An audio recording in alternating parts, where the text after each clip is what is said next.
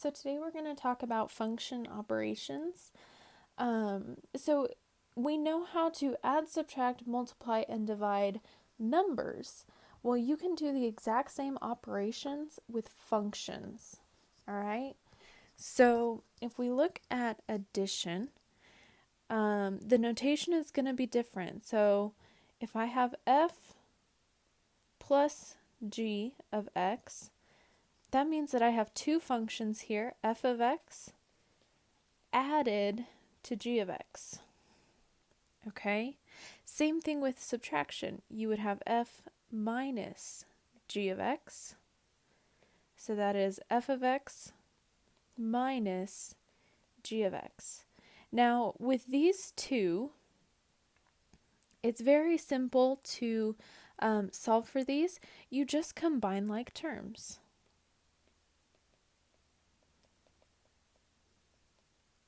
Okay, so that's how you add and subtract functions. You combine your like terms. All right. Multiplication, you would have f times g of x, which is f of x times g of x. Now, this one's very important.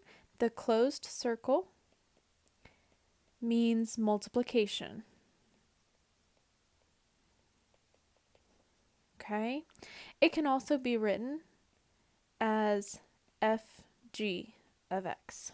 Okay? That's another notation. The way to solve these is to distribute or to FOIL, depending on the functions that you have. Okay? Division, that notation is going to look at like f divided by g.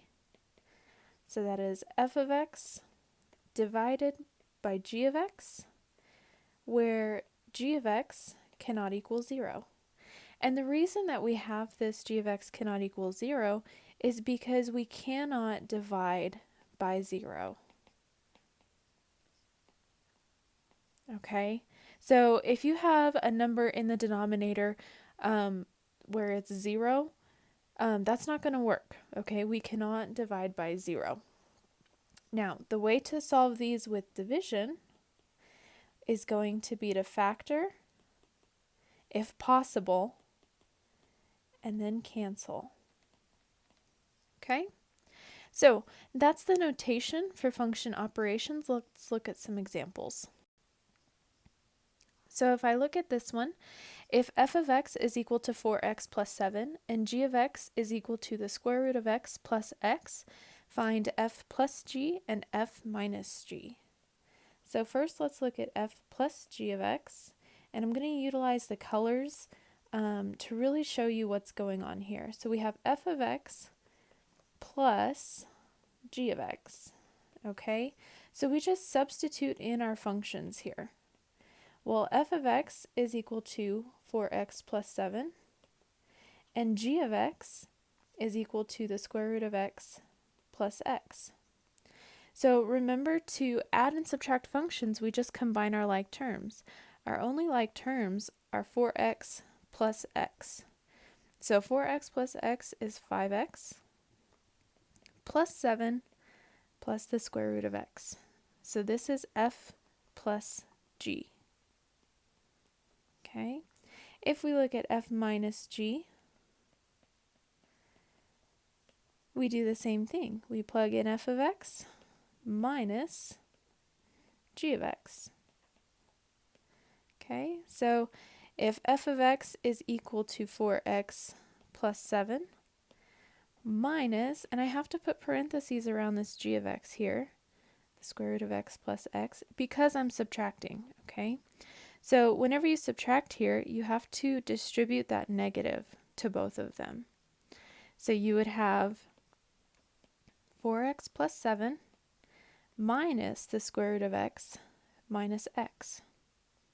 Again, you combine your like terms. So 4x minus x, that's 3x, plus 7 minus the square root of x.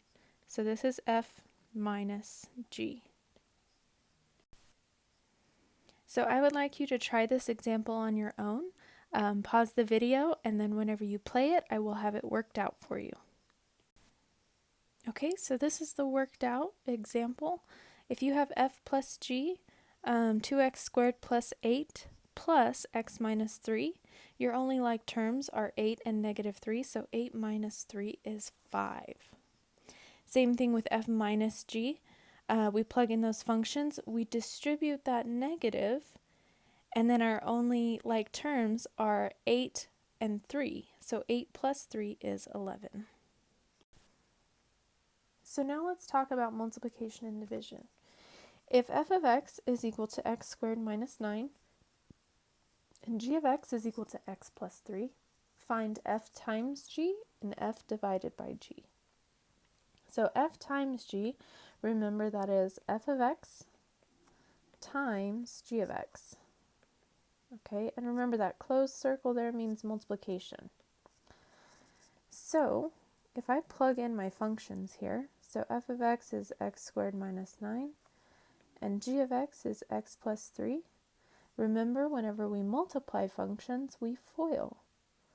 So if I multiply the first, outside, inside, last, I will get x cubed plus 3x squared minus 9x minus 27. And that is f times g of x. Okay? So if we look at f divided by g,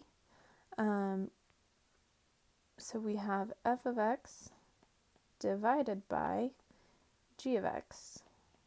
Okay, so that would equal x squared minus 9 divided by x plus 3. So in order to divide functions, we need to factor if possible and then cancel.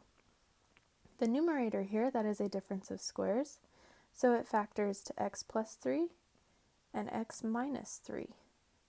Okay, the denominator does not factor, so I'm just left with x plus 3. But you notice that the x plus 3's will cancel, and all you're left with is x minus 3. So looking at another example here, if f of x is equal to 2x squared plus x minus 3, and g of x is equal to x minus 1, find f times g and f divided by g.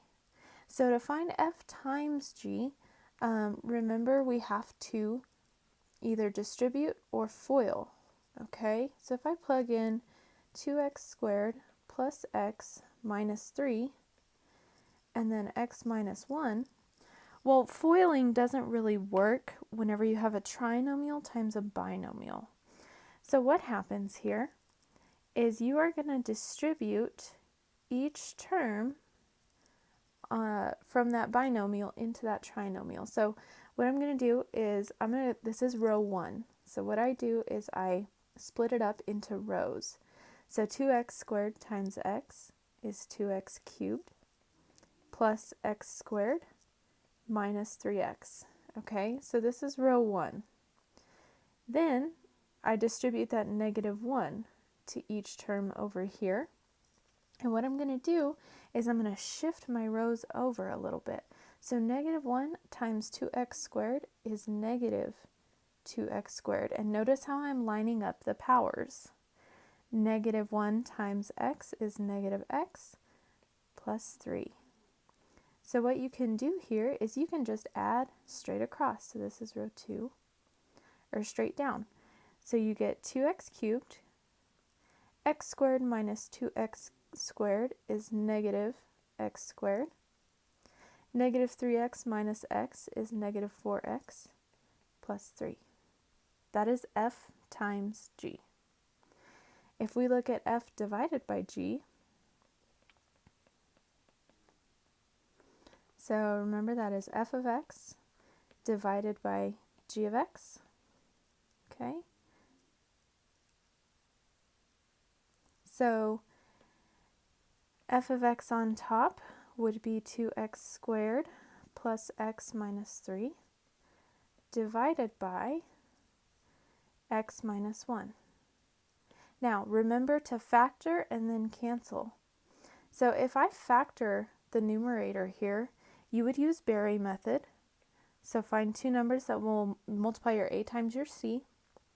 So you get -6. Two numbers that will multiply to -6 but add to 1. That would be 3 and -2. Okay. So again, go through your Berry method or box method, whichever one you prefer. And you are going to get that as the factored form. Okay. So if my function here is equal to, sorry, need to keep the colors going, 2x plus 3 times x minus 1 divided by x minus 1, you'll notice that the x minus 1's cancel, and all you're left with is 2x plus 3. So that is f divided by g.